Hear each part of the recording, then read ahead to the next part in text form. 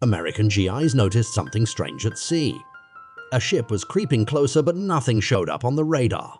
Paul then used a speedboat to tow the freighter back. Bald Head, as the chief technician of the Sentry Tower, discovered that the ghost ship's engine had been dead for at least a few months. So where did it come from? There was plenty of food on board, but the crew had all vanished. To find out what happened, the captain downloaded the ship's log. Then he took out his charts and plotted the freighter's path bit by bit, according to the coordinates, but the results surprised him. On the other hand, Bald Head was not idle. He went to the ship to check the damaged engine, but Paul caught him in the act. He had no choice but to reveal his discovery that the ship's engine was reparable. This means that they can finally leave this hellhole.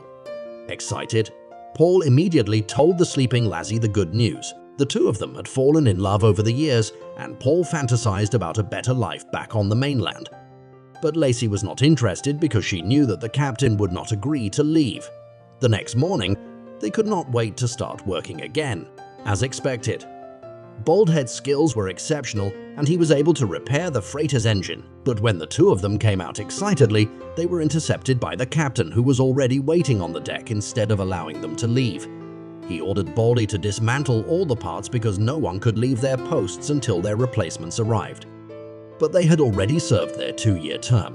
If they don't dare to leave before the next storm, the ship will be swept away by the tsunami, leaving them little time. While the two men were discussing whether or not to stage a mutiny, the captain appeared in front of them with Lacey. After careful consideration, he decided to split the troops into.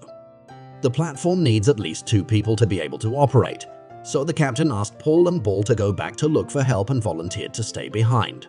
Lacey accompanied himself to continue to wait for a replacement soldier. Paul was puzzled. He approached Lacey and asked her why she didn't want to go back with him, but Lacey said, "I don't love you, son. That's what you want to hear. You're a human necessity." Paul was speechless and left sadly, but while the two were packing their bags, the piercing sirens sounded once again from the guard tower. The radar had picked up another unidentified ship